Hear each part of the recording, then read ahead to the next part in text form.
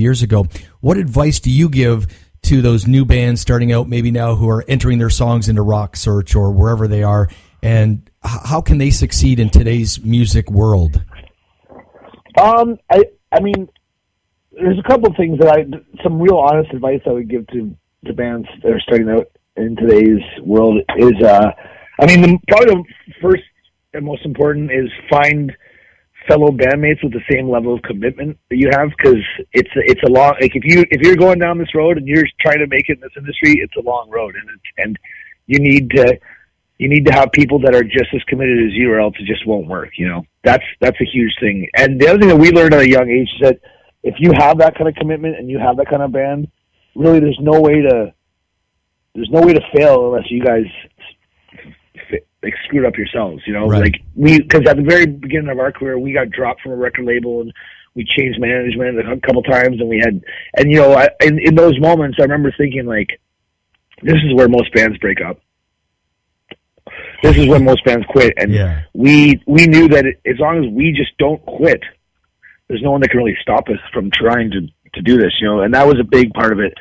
And then in today's music industry, like, it's such a messy, weird world that the biggest advice I would give is, like, do not sign a 360 deal. Right. Just do not sign it. That's just I remember when we were coming up and it was the 90s and we signed those old school record deals, and back then everybody was like, these are such scams, like, the artists get screwed so much, and they were absolutely right. It was like, holy shit, look how bad the deals are in favor of the labels. But then fast forward 15 years and all of a sudden 360 deals became the norm, and those deals are horrible things. And they're once you're in one of those 360 deals, it's at least with a record deal, and you don't make very much money off your record sales, but if it all goes to shit, you can just leave or get dropped and go start with a 360 deal. They own your publishing, they own your merchandise, they own all those lines of revenue that keep a band afloat. So it might, unless you're getting some astronomical advance, which doesn't even exist nowadays, and you're better off finding a label or a production team that doesn't want to take every piece of your pie, Well, and if you've been around like Finger 11 has for 25 years, you don't need a record label to get your music out there. Like, you can take it to anybody yourself, and people go, we know who you are, we'll play your songs, right? It's totally different. Well, yeah, there's a bit of that, yeah. I think the whole world of the label is a necessary evil. It's the devil, It's really important because there is a reach that they have that the band still can't personally have, But I think it never has been more available, the idea of doing it yourself in this day and age.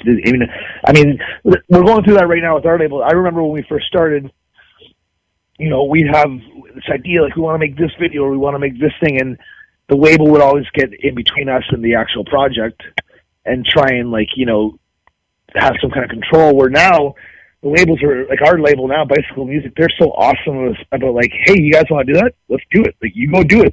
We're not going to stand in your way. Like, and there's a lot more freedom as artists nowadays, but a lot less, like, financial support. So right. It's sort of a trade-off because they don't have all their money invested in you. They don't promote it as much. They don't push it as much. They don't push it as much, but they also don't interfere as much. You know what I mean?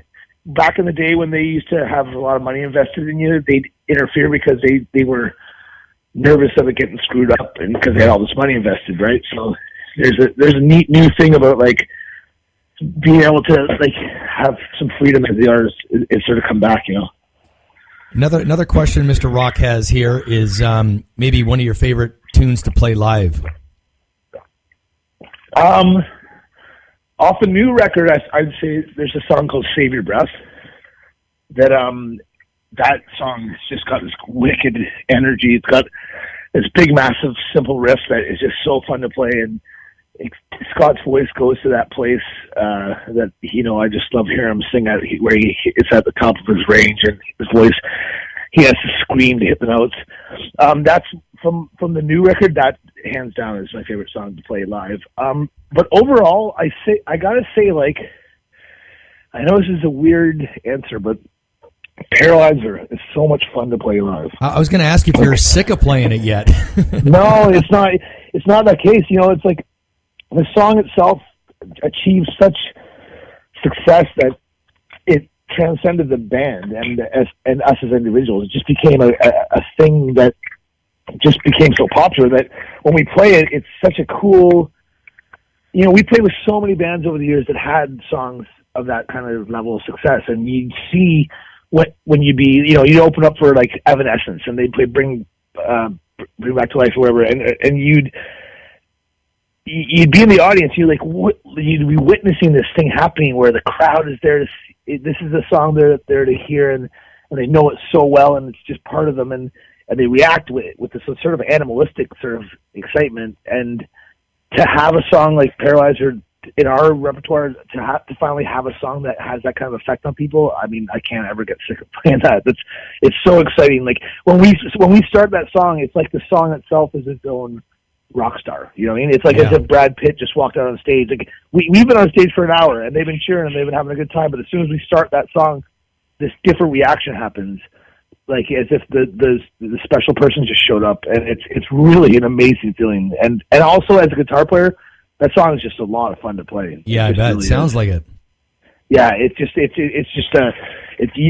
got that built-in groove, and you can just sort of let yourself sort of become a slave to the rhythm for that one. So you're going back on tour now, September the 6th, I think, in Illinois. I think it starts, if I'm correct. Yeah.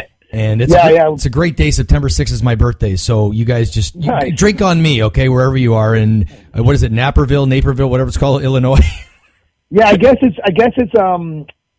Chevelle's hometown. Oh, okay. So we're going to play with Chevelle there, and nice. we did a lot of touring with them over the years, and we haven't seen them in a long time. So that'll be cool. Well, help buy them a drink for my birthday as well. That's cool. Sounds good. Now you only have 3 Canadian dates, right? In October, I think Saskatoon, Kelowna, and Sydney. Yeah, I think those are the only ones announced. Okay.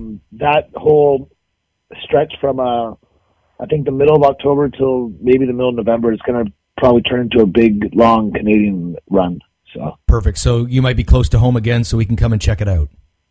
Yeah. I think the plan is. I mean, I know that the tour is going to start in the middle of Canada and move its way west, and then eventually move its way back east, and then we're going to spend some time in November in Southern Ontario and do a bunch of dates. So. Well, listen, Finger 11 has been a huge part of Southern Niagara, where we're located and where you guys are from. You guys have been kicking ass for 25 years. Rick Jackett, you know what? Can't thank you enough for doing this. And why don't we play the first single from your new record, Wolves and Doors? Sound cool? Sounds awesome, man. All right, BS Live Rocks, Bobby and Shane. This is Max Inc. Radio for the people.